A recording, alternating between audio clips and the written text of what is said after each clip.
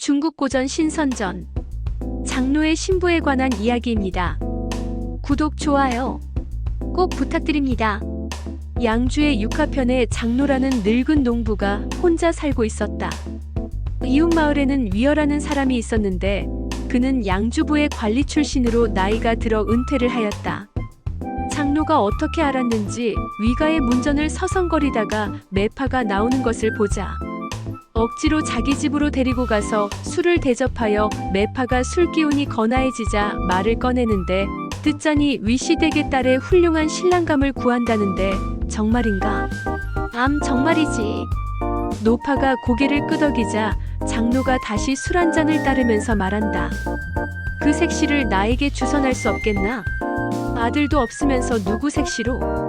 노파가 되묻자 장로가 진지한 표정으로 내 색시 말일세.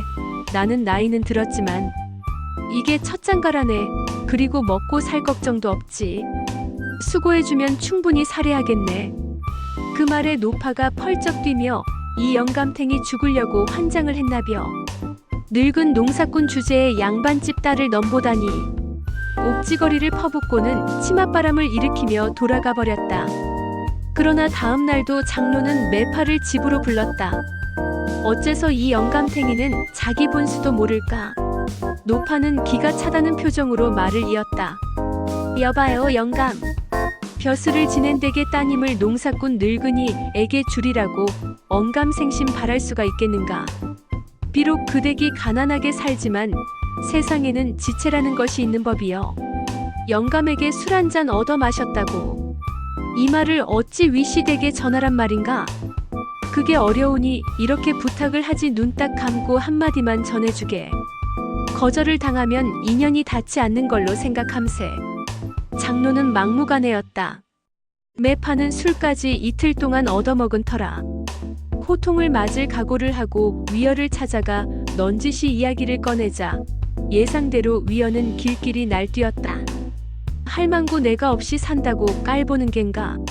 도대체 벼슬한 집안의 딸을 달라는 그 노망한 농사꾼이 어느 놈인가? 아니지, 그놈은 미친놈일 테고 그걸 혼담이라고 물고 들어온 이 매파부터 물고를 내야지 라고 하자 중매인은 몇 번이고 머리를 조아리며 몸둘바를 모르다가 간신히 입을 연다. 어르신네의 말씀이 지당하십니다. 막무가내로 부탁을 하기에 그만. 그 늙은이에게 가 전하게 오늘 중으로 은 500관을 가져오면 생각해보겠다고. 그런 큰 돈을 어찌 마련이나 할 수 있겠습니까?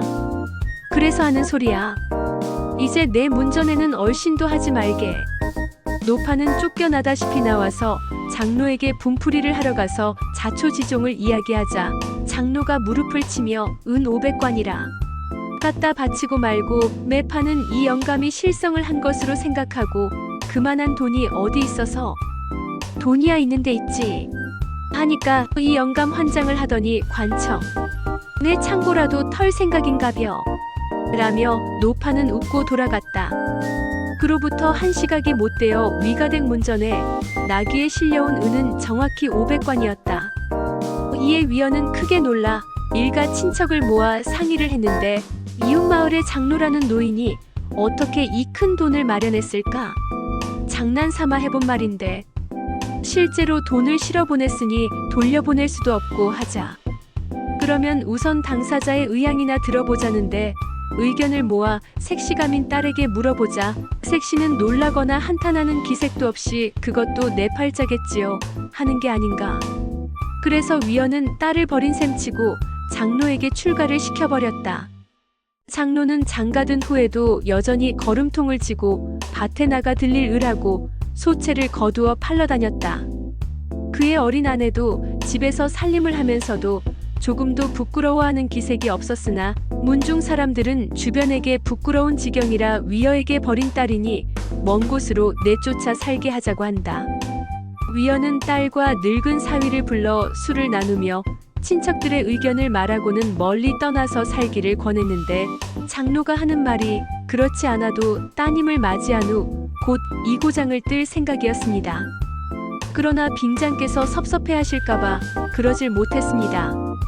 소인은 왕옥산 기슭에 작은 집을 한 채 갖고 있으니 날이 밝으면 이사를 하겠습니다. 라고 하였다. 이튿날 해가 뜨자 장로와 딸이 위어에게 작별 인사를 하러 와서 세월이 흘러 처남이 누이가 보고 싶어하면 왕옥산 기슭까지 찾아 오라고 일러주십시오. 라는 말을 남기고는 아내를 당나귀에 올라앉히고 삿갓을 씌운 후 자신은 터벅터벅 걸어 고개를 넘어가 버렸다. 2해가 지나자 위어는 딸의 근황이 궁금해 아들 의방을 불러가 보라고 했는데 의방이 왕옥산에 물어 당도하니 그 기슭에서 한 흑인아인이 소를 몰아 밭을 갈고 있었다. 이 근방에 장로라는 사람이 살고 있는가? 물으니 그 하인은 크게 절하고는 혹시 위가댁의 도련님이신지요? 하며 기다리고 있었습니다.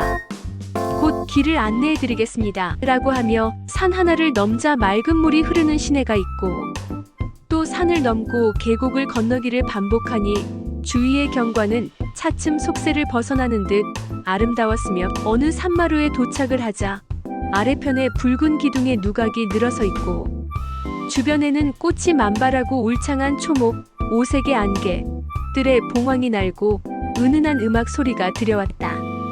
하인이 말하기를 저곳이 장가댁의 정원이옵니다. 너무 웅장하고 화려하여 의방은 어안이 벙벙했다. 의인의 문전에 도착하자 자주빛 옷을 입은 문지기가 정중하게 절을 하고 의방을 안으로 인도했다. 주변의 가구와 융단은 여지껏 본 일이 없는 훌륭한 것들이었다. 문지기는 의방을 의자에 앉히고 음방울을 3번 울리니 곧 3명의 시녀가 나타나더니 위가댁 도련님 잘 오셨습니다. 라며 인사를 하는데 모두가 절세의 미인들이다. 시녀들은 들고 온 찻잔에 뜨거운 차를 따라 대접을 하는데 그 향취가 방 안에 그윽히 퍼졌다. 그때 붉은 비단옷을 입고 또한 붉은 가죽신을 신고 머리에 원류관을 쓴 귀인이 들어왔는데 젊고도 이목구비가 뚜렷한 대장부였다. 의방이 자세히 눈여겨보니 그 얼굴은 장로가 분명하였다. 의방이 말을 하려고 하자 장로가 말하기를 인간이 사는 세상은 고생이 그칠 날이 없어 처남께서도 고생이 많으셨겠습니다. 지금 아내는 오빠를 만나는 기쁨에 매무새를 다듬고 있으니 잠시 기다립시다. 그때 나를 윽박지르던 매파는 잘 있습니까? 웃으며 물으니 의방이 고개를 끄덕이자 묵진한 황금 팔찌를 건네주며 돌아가시거든 할망구에게 예물로 전해주십시오. 라고 했다. 그때 시녀가 와서 마님이 어서 건너오시랍니다. 장로가 의방을 별채로 안내했는데 그곳에 대들보는 침향목이었고 창에는 옥이 끼어있고 층계는 진주로 아로 새겨져 있었다. 누이는 오빠의 손을 잡고 울며 부모님의 안부를 물었다. 곧 상이 들어왔는데 미식과 미주가 꼬리를 이었다. 그렇게 꿈같은 날들이 여러 날 지났는데 어느 날 장로가 의방과 술자리를 하다가 무겁게 입을 열었다. 아셨겠지만 이곳은 신선이 사는 곳으로 속인이 올 곳이 아닙니다. 다행히 상제의 윤허를 얻어 처남을 이곳까지 초청을 했습니다만 내일이 그 기한입니다. 섭섭하시겠지만 오늘은 푹 주무시고 내일 날이 밝는 대로 떠나야 한다고 했다. 날이 밝자 장로는 황금 20만 냥을 선물하고 별도로 등나무로 엮은 낡은 모자를 내주며 말했는데 혹시 가세가 공공한 일이 있으면 이 모자를 갖고 양주 저자거리의 왕노라는 분을 찾아가십시오. 약재로 크게 무역을 하는 분인데 이 모자를 보여주면 천관의 은을 줄 것이라 했다. 한편 누이는 산삼을 담은 오동나무 상자를 선물하며 비오듯 눈물을 흘리며 옷벌을 지척에서 뵙기로 이번이 마지막인가 봅니다. 집에 가시면 부모님께 산삼을 다려 잡숫게 하시고 오래도록 오빠가 효도하시기 비옵니다. 아쉬운 작별이 끝나자 먼저 번 하인이 가는 길을 인도하였다.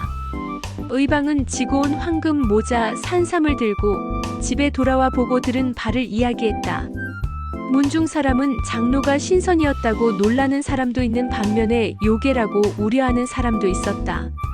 세월이 흘러 넉넉했던 가세가 기울자 믿기지는 않으나 워낙 어려운지라 허실삼아 의방은 왕노를 찾아가기로 했다. 양주로 가서 수소문하여 왕노를 찾아 모자를 보이니 그렇지 않아도 기다리고 있었습니다. 은천관을 수레에 싣도록 하겠습니다. 점원들이 돈을 모두 싣자 왕노가 수레째 가져가도 좋다고 했다. 이 일이 있자 위가 문중에서는 장로가 신선임을 믿게 되었다.